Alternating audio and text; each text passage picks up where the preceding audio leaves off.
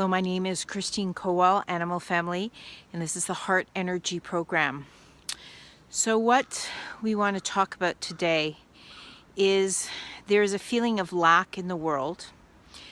And one of the things that people do when they feel lack is they look to someone who looks like they are in a worse situation than they are themselves, and it gives them what they perceive as a sense of comfort. So they feel better because they think they feel better because they are, or they temporarily feel better because they're looking at somebody who is in a worse situation than them.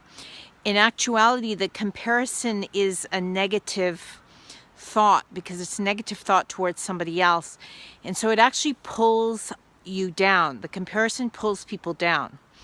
So I just accessed this. I just understood this today as I was having a difficult situation this morning, and I was asking how to deal with this. And what I received was that when we are having a difficult situation with someone, when somebody is pushing at us, we look at them and we think of their situation as being better. So when you're in a tough situation, you don't look at other people or look for other people to find how they're in a tough situation as well. Instead, you look at someone and you think of a positive situation for them. So you think of the best case scenario. That's the best way to put it.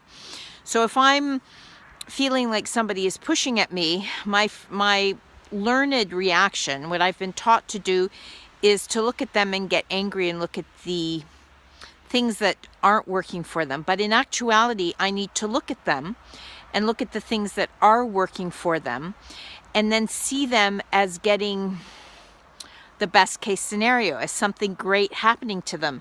And then I am pushing into the positive. I'm going back up into the positive, and it does make me feel better.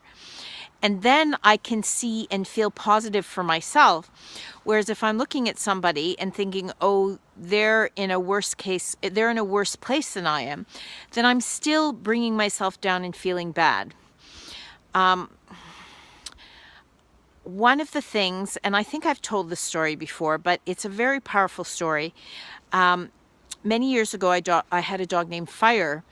And Fire, we called him Buddha Dog because he was so at peace with himself, so powerful from within.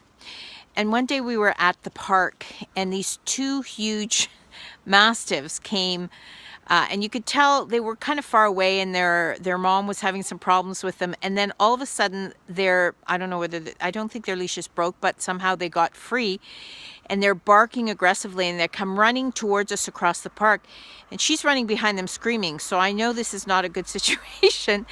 And I looked down at Fire, and he just said, "I've got this." And he was very calm, and they came right up into his face, barking aggressively. He stood there with his tail up. He did not flinch. He also did not act aggressively in any way.